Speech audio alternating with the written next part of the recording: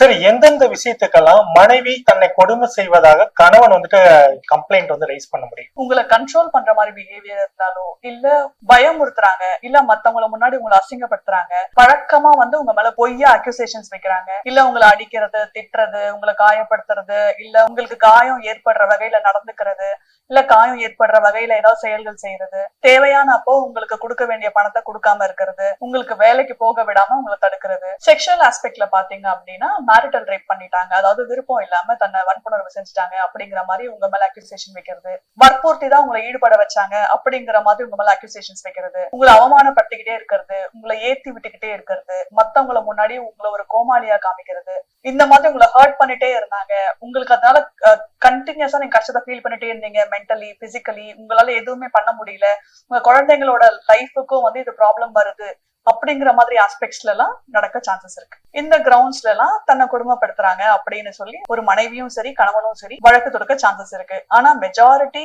இந்த செக்ஷுவல் ஆஸ்பெக்ட்ல எந்த ஒரு மேலும் கம்ப்ளைண்ட் லாட்ஜ் பண்ணது இல்லை.